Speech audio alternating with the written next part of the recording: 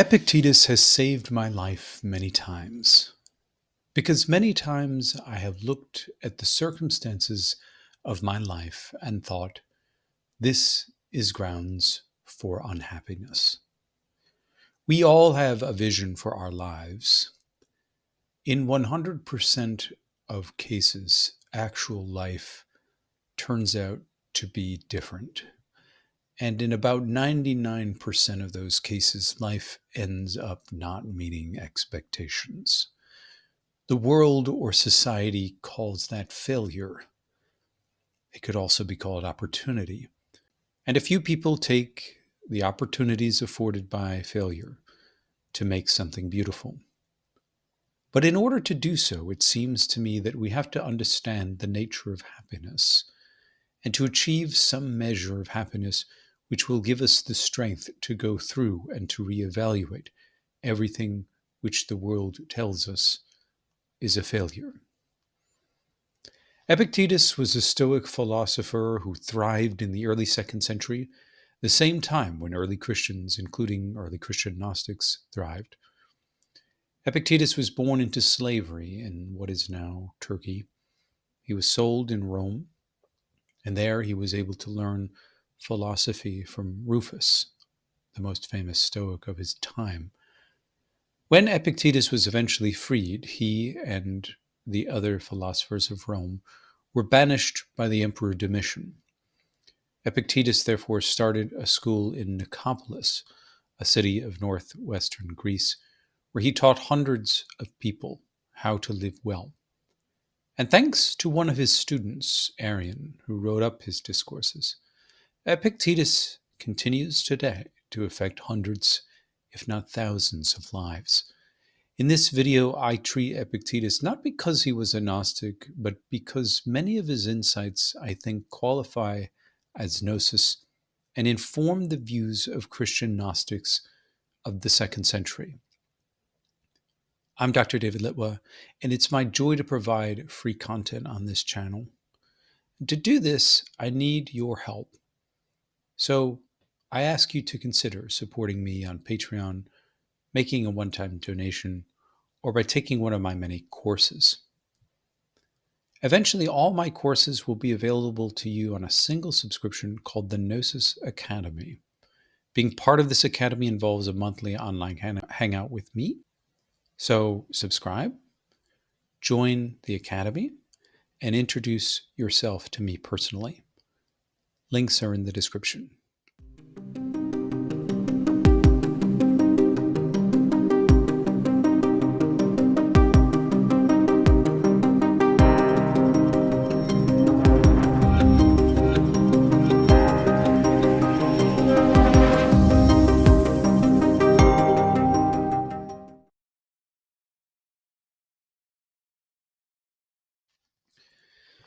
I want to share with you this quote from Epictetus. Of existing things, God has placed some within our power, and others not within our power. Within our power, he has placed the most important thing, that through which he himself is happy, the power to deal with impressions. For when that capacity is rightly exercised, there is freedom, serenity, cheerfulness, constancy, and there is justice too, and law, and self-control, and virtue in its entirety. But as to everything else, God hasn't placed that within your power. It is thus necessary that we too should be of one mind with God, and by drawing this distinction, we should seek to obtain by every means those things that lie within our power, but entrust those that don't lie within our power to the universe. According to Epictetus, unhappiness is a mistake of reason. To suppose that anything external to us is in our power and can be the cause of our happiness. The scope of what is not in our power is massive. It includes all of nature, obviously, things like black holes, big hurricanes, and volcanoes. It also includes human disasters like war, robbery, murder, and crime. as well as everything having to do with money. Some say you have the power to get loads of money simply by attracting it. But that power is actually in the hands of the universe. You can be in tune with the universe, but the universe may have other plans for you. Sometimes good people suffer. So see how much is outside of your control, who you will meet, what people will say about you, what advertisements you see, what images jump out at your eyeballs, and even the thoughts that you have. And this is the really striking thing. A lot of us have thoughts and we don't know where they come from. Some of the thoughts are dark, and people become very disturbed because they identify those thoughts as their own. When counselors say think positively, they don't mean we can control every thought we have. They mean we should assent to the good thoughts we have and try to foster them, but not assent to the bad. The human mind can be a spring of bubbling pure water or a sewer, and we don't always know why. But this is the key to happiness, to recognize the very limited state of our control, but at the same time to recognize that the control we do have is absolute. We have control over our impressions. Anything that hits us, be it a fly or an insult or a great white shark, we have the power to decide how we're going to react in that moment. And it is that decision that will determine our happiness and nothing else. If we categorize something as a disaster or as a catastrophe or as an injustice, that is up to our judgment. This process first requires a kind of cleansing or purification. We need to purify out the filthy assumptions about life. And one huge and mistaken assumption is that we own stuff, and even that the universe gives us a right to own stuff. This, my friends, is the source of infinite unhappiness. If you think that you own stuff like property or love or toys, if you think those belong to you, then when they are taken away, you will be sad and angry. To quote Epictetus, property isn't my own. Relations, family, friends, reputation, familiar places, conversation with others, none of these are my own. What is your own then? The proper use of impressions. He later observed that you should remind yourself that what you love is mortal, that what you love is not your own. It has been granted to you just for the present, not irrevocably, and not forever, but like a fig or a bunch of grapes for a particular season of the year. This can sound a bit morbid, but Epictetus liked to teach by exaggeration. So he recommended saying under your breath as you kiss your child, tomorrow you'll die. Or similarly to your friend, tomorrow you'll go abroad, or I will, and we'll never see each other again. Now, this is a very countercultural insight, something deeply un-American. In the world of civil and criminal law, of course, we all have rights, rules, obligations, the ability to own things. But in the realm of pure nature, we don't have any of those rights at all. There is no law of the universe or law of God saying that you are owed life, liberty, or property. We are not owed medical care or wages or even the shirt you're wearing right now. We agree amongst each other, and rightly so, that as a society or a nation, we have rights to shelter, medical care, and so on. But the universe gives and takes away everything when it wants. And it takes away gradually or instantly by flood or fire or disease. And it does not offer you an insurance plan or even compensation for your grievance. Human, man-made businesses can offer you insurance, even for death, but it's still a bad deal for the person who dies. You can never get paid after you're dead, even if your whole life you paid life insurance. Now, don't get me wrong, insurance is a great thing when you need it, but recognize what it is. It's a way to make money out of human fear, the fear of loss. But that fear of loss is based on the idea that we had something in the first place. Remove that belief, and you remove the fear. It will take, admittedly, weeks or months to reframe your brain, but it will happen. This is an important point. You actually need time to study and to distinguish what is your own and what is not, what is in your power and what isn't. And you need time to constantly remind yourself of the truths you have learned.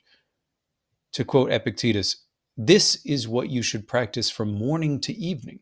Begin with the smallest and most fragile things, a pot or a cup, and then pass on to a tunic, a dog, a horse, a scrap of land, and from there pass on to yourself, to your body and the parts of your body, to your children, your wife, your brothers.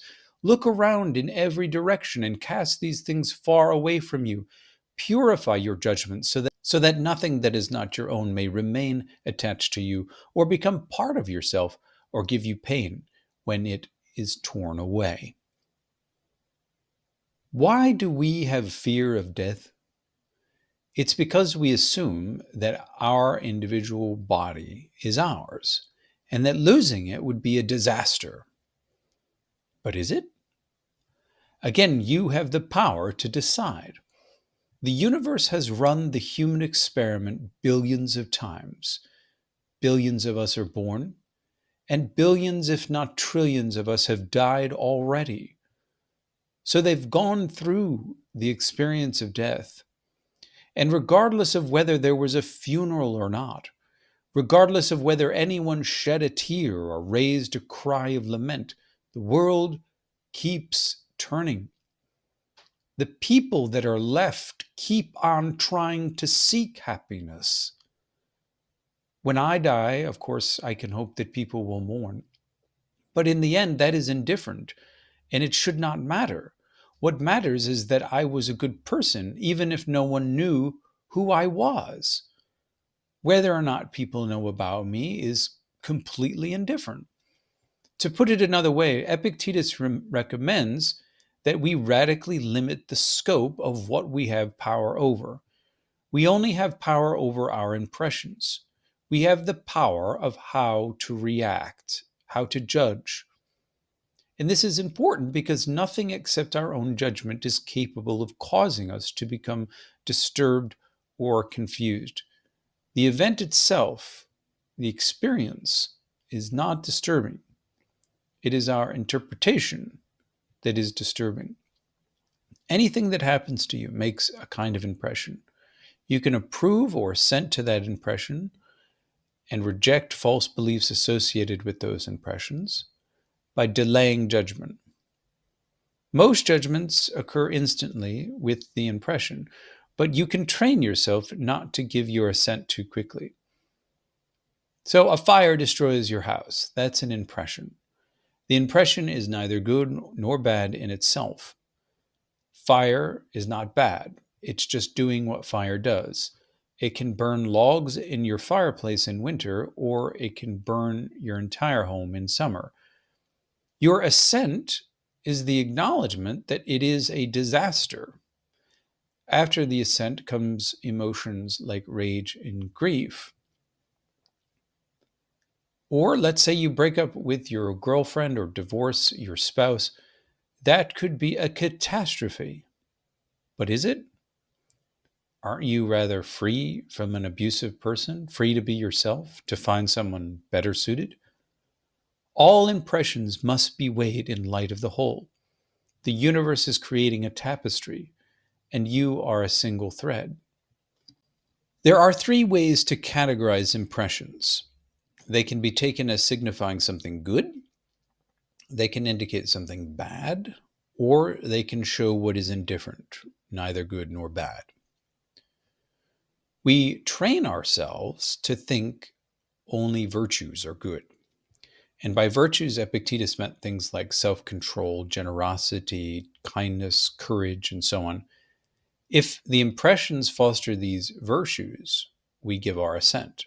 If the impressions foster vices, we reject them. Vices are negative emotions like greed, jealousy, rage, and so on. These emotions are actually what makes people unhappy. But a lot of impressions, if not most of them, can be classed in that middle category. They are indifferent to your happiness. Beauty is in this category, as well as pleasure and pain. Experiencing pleasure or pain have no effect on your happiness. They are how we experience life through a body. And every experience is a mix of pleasure and pain. Admittedly, in extreme cases, a life full of extreme pain will be unbearable. And Epictetus says that that is the signal for your departure. But overall, the universe tries to counterbalance pleasure and pain. So the more pleasures you seek, the more pain you'll experience when those pleasures are taken away, as in the case of an addiction. So the attempt to increase pleasure can ironically amplify pain. There are other indifferent things, including money, sex, property, health, and yes, even death. If you learn that you or your friend have 6 months to live, that is also a matter of indifference. You were never owed a single day of existence on this earth, so you should be grateful for that little bit that you enjoyed. If you're a billionaire and you have the money to extend your life for a few months or even years, that's nothing to the universe. The universe is billions of years old, so whether you die at 60, 80, or 100 doesn't really matter so much. We humans have the tendency to exaggerate our own importance. As individuals, we have value, of course, but we're not all that important in the great scheme of history. Now, limiting the scope of your desires to what's in your control is liberating and empowering because no one has the ability to stop you from taking something in a positive way. You are thus unrestrained in your ability to interpret, and that is why your happiness is unrestrained as well. A government agency, a court order, a police officer, or even a murderer cannot take this ability away from you. But if your desire is directed at things that are not yours, then you will be disappointed. Epictetus said that freedom is not attained through the satisfaction of desires, but through the suppression of desires. The person who buys new stuff gets a chemical reward and is happy for a few moments. But the person who never felt the need for any of that stuff is more steadily happy for a greater period of time. Human desire has a tendency to run ahead of its means. Advertisers know this very well, and that is why they make billions on selling products and making funnels. They not only listen in on your desires, they try to create them. They want you to desire things that are not your own.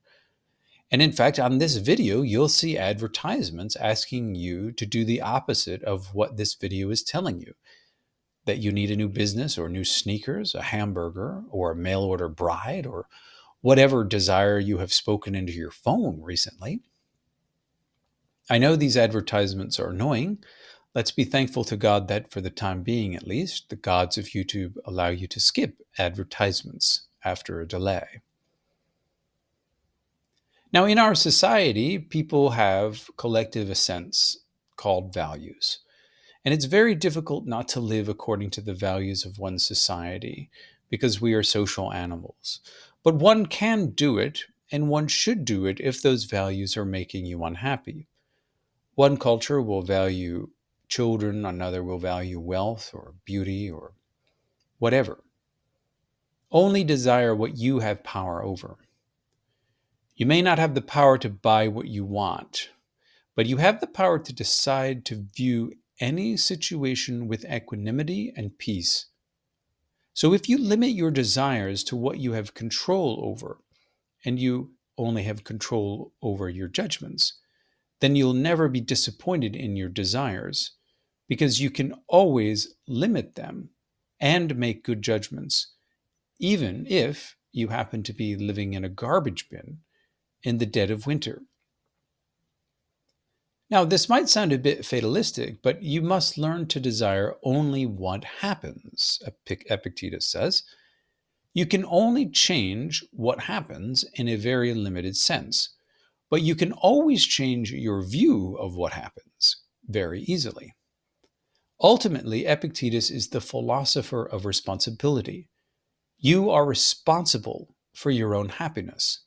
If you attach value to anything that isn't your own, if you conceive a desire for anything that is subject to anyone else and that dies, you must suffer the pain of disappointment and grief when that person or thing is taken away.